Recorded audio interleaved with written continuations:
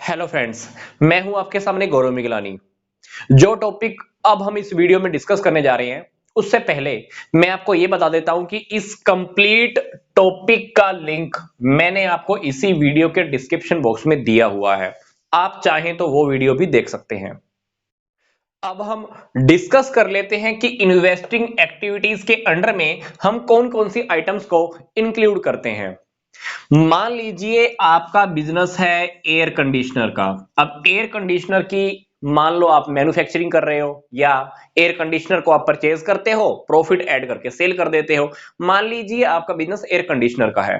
अब air conditioner की मान लो आपने मैन्युफैक्चरिंग करनी है। अब मैन्युफैक्चरिंग करने के लिए क्या आपको लैंड नहीं चाहिए? जमीन बिल्कुल चाहिए। आपको जमीन चाहिए, आपको बिल्डिंग चाहिए, आपको मशीन चाहिए, आपको प्लांट भी लगाना पड़ेगा, आपको हो सकता है कि कुछ गाड़ियां व्हीकल्स भी रखने पड़े, हो सकता है कि कस्टमर्स के बैठने के लिए आपको फर्नीचर भी लेना पड़े।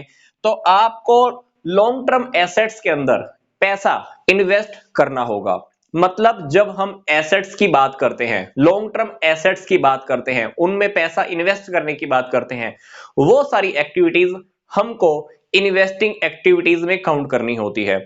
अब इसी तरह से मान लीजिए मैं लैंड को सेल कर दूं, बिल्डिंग को सेल कर दूं, मशीन को सेल कर दूं, या कोई व्हीकल सेल कर दूं, या फर्नीचर सेल कर दूं, तो मैं उसको भी इन्वेस्टिंग एक्टिविटीज में काउंट करूंगा। मतलब अगर मैं फिक्स्ड एसेट्स को सेल करता हूं, अगर मैं फिक्स्ड एसेट्स को सेल करता हूं तो मेरे पास पैसा आएगा, दैट इज कैश रिसिप्ट। अगर मैं कोई बिल्डिंग खरीदता हूं, मशीन खरीदता हूं, प्लांट खरीदता हूं, तो मेरे पास से पैसा जाएगा, मुझे कैश पेमेंट करनी होगी। तो जब जब आप फिक्स्ड एसेट्स के अंदर पैसा इन्वेस्ट करते हो या उसको सेल करते हो, तो ये सारी एक्टिविटीज, ये सारे टॉपिक्स आपको इन्वेस्टिंग एक्टिविटीज में इंक्लूड करने होते हैं।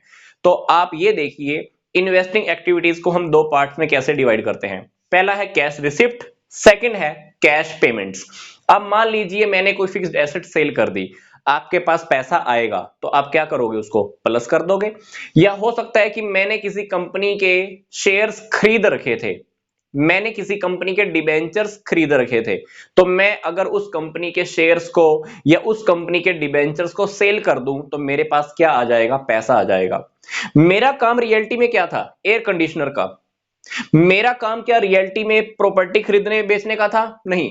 फिर भी अगर मैंने प्रॉपर्टीज के अंदर पैसा लगाया हुआ है या उन प्रॉपर्टीज को मैं सेल कर देता हूं, तो वो सारी बातें इन्वेस्टिंग एक्टिविटीज में आती हैं।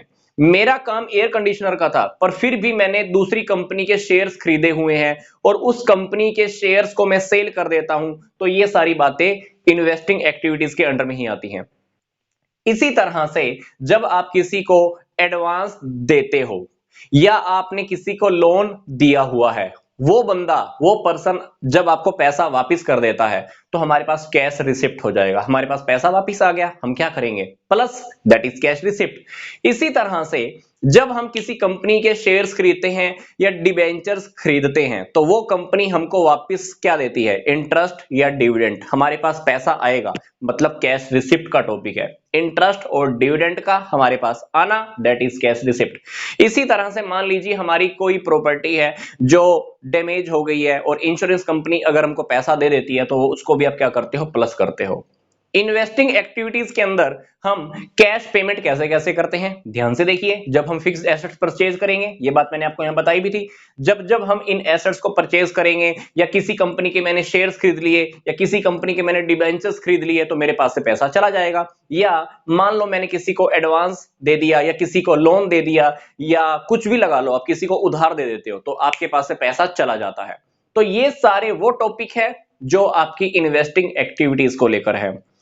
ठीक है। अब आपको बस लास्ट में एक बात छोटी सी समझनी है। एयर कंडीशनर का काम करने के लिए आपको एयर कंडीशनर का परचेज भी करना पड़ता है, एयर कंडीशनर को सेल भी करना पड़ता है, लोगों को सैलरीज भी देनी पड़ती हैं, इंप्लॉइज को वेजेस भी देनी पड़ती हैं, फैक्ट्री का रेंट भी देना पड़ता है, रिपेयर के भी खर्चे होते होंगे, छोटी मोटी टूट फूट भी होती होगी, है ना, डेटर से पैसा आता होगा, क्रेडिटर्स को पेमेंट करनी होती होगी। तो एयर कंडीशनर हमारा मेन प्रोडक्ट है। उस मेन प्रोडक्ट से रिलेटेड जितनी भी एक्टिविटीज हम कर रहे हैं, ऑपरेटिंग एक्टिविटीज, पर जहां जहां हम पैसा इन्वेस्ट कर रहे हैं, चाहे वो फिक्स्ड एसेट्स में है, चाहे हम किसी कंपनी के शेयर्स खरीदें या डिबेंचर्स खरीदें, तो ये सारी एक्टिविटीज इन्वेस्टिंग एक्टिविटीज को लेकर है। तो मैंने आपको इस वीडियो के डिस्क्रिप्शन बॉक्स में लिंक ऑलरेडी दिया हुआ है, आप वो भी देख सकते हैं।